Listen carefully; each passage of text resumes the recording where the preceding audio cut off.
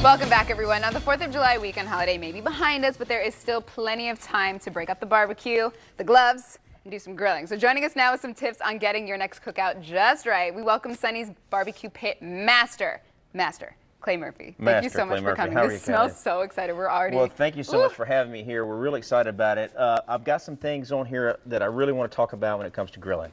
One of is ribs. You know, we love ribs. One of the things that I really love about ribs is how easy they are to make and how easy they are to prepare. Are they really? Because people like me, we get intimidated by the grill. You got to make sure the temperature's right. Everything's got to be just right. Is it really that easy? It's that easy. I went to Texas on a fact-finding mission. We went to Kreitz in Lockhart, Texas, which is a very famous 116-year-old barbecue place.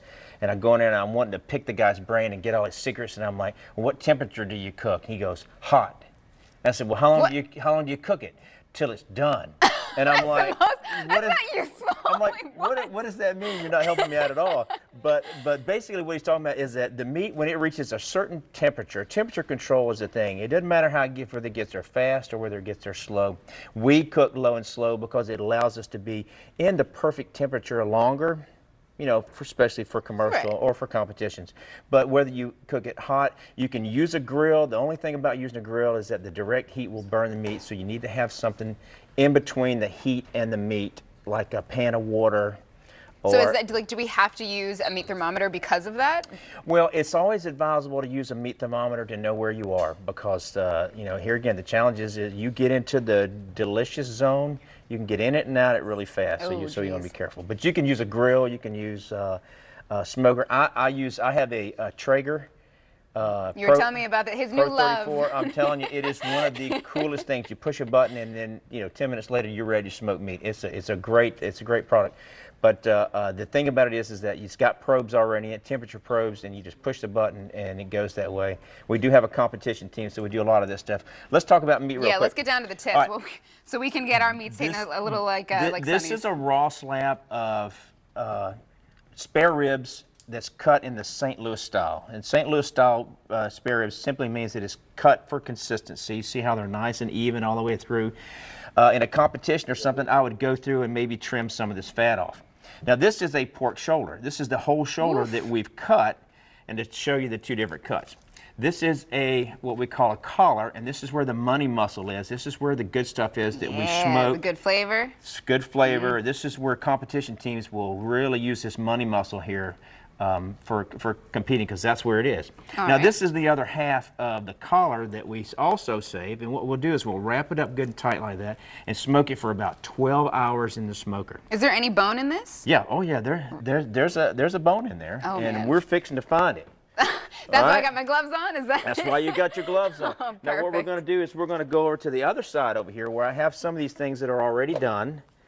We've got a rack of ribs that are done, and we're going to put some sauce on those, and we're going to cut them, and we're going to eat them, because I'm telling you, I'm so hungry. They are really good. But quick, how long did it take to cook each one of these? Okay, now the ribs take about, it depends on the temperature. Now if you're cooking at 250 degrees, you can go about an hour and a half, which is fine. If you cook them a little slower, a little lower, 225, then it'll go a little longer. But this is the same rib. You notice it's drawn up a little bit, but you can actually go in there and just kind of squeeze in there. Feel how tender that is. Isn't that something? But that sounds like those are going to be great on the grill. The rest of them. That's what that feels like. That's what it is. Now, what we have here is this exact same thing here as we have there. Oh, you see that? Oh my God. Something? Okay, now what we're going to do is... I'm dying looking at this. I'm so hungry. We're going to take this portion here, and we're going to ride it over here into this pan, and we'll bring this pan over here. Now, the first thing we have to do is, you see it's got a fat cap, so we'll just kind of take our fingers and pull it out of the way. Now, this right here is the good stuff. Oof, that's the gold. That is amazing. That is so right there. tender. So what we do each and every day is we'll take one of these, and when we're ready, we'll just take it apart and just pop the bone right out of it. I was going to let you get your fingers in there, but just to give you an idea of how it is. And then we'll just take this stuff and just take it and pull it apart. So you hand pull everything apart? Hand pull every bit of it. Now you notice there's some dark portions on the outside. This is what we call bark, and this is amazing. That's where the flavor is, those right? are little flavor packs. All so right. what we'll do with this is we'll go through and we'll take out all the stuff that we don't like. We'll actually go through it, the whole thing by hand, and throw the stuff away that we don't like, add a little sauce to it, and then we'll put it on the plate for you. Now, this is the other side of the collar. We use this for sliced pork, so we'll actually, when Simmons says, I want sliced pork, this is what we use. We use the other side of the butt, which is the collar. Now you notice there's a lot of good marbling in there. That's good flavor right there. And that's the one we put the rub on, right? That's the one we put the rub on. What's in the rub? That only goes about 4 hours. With the rub? That's right. We'll cook this about 4 hours because we kind of want it to stay together, not like this to fall apart. We want it to stay together so we can slice it. And the thinner you slice it, the better it is. But what goes in the rub though? Because it smells amazing. Well, interesting. Pork likes sweet, likes sugar. Now, in a good rub, you have a combination of salt and sugar, but pork really, really, really likes a sweeter taste. That's why you see a lot of sauces like this. Now, what I'm going to let you do is do I get to paint? You get to paint. Yes. This is my favorite part, is painting the sauce on there. I don't know if you does it have to be like in a certain? No. Do I got to be loaded up on there? Just load it up on there. You can pour it and just paint it like a paintbrush. Now, you notice the color of that? Of the sauce? Oh, it's a beautiful mahogany color that accents the color of the meat. Oh man! Most of this is from the rub that we put on there, but it always goldens up. That was about 2 hours in the smoker. We could smoke the ribs to about 200 to 205 degrees, depending on, and that really makes them tender. This will go to about 165, and this will go to about 190. So there's a couple different ways you can do. What's like a big no-no when it comes to grilling at home? Like what's like maybe something that people do that they probably shouldn't be doing, or a myth? Drink while they cook.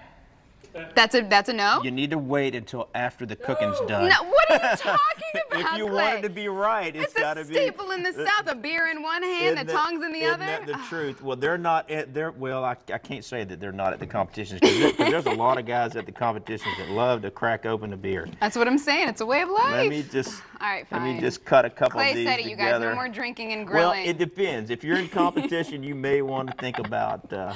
Oh, these look you may want to think about waiting. Now, just to give you an idea, we got a nice little pink smoke ring there. That's where we know that the smoke has gotten into that piece of meat.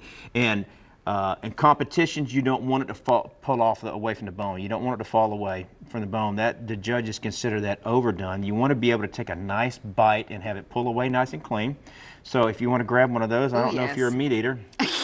Am I a meat But eater? I don't know about you, but I like it. So let's see. Nice bite. Oh man. Tender meat. Isn't that good? Oh, that's amazing. And that's what a bone's supposed to look like, rather. Nice white bone. I've never had one like this. This is fantastic. Okay, thank you so much for coming. These are some tips that you're definitely going to need for the rest of your life. I don't know about the no drinking and grilling one, but that's up to you. And if you are at home and cooking up some really great summer meals, we want to see them. So just share your barbecue fun on our Facebook page, The Chat Ladies, and we'll be right back. Whew, that's good.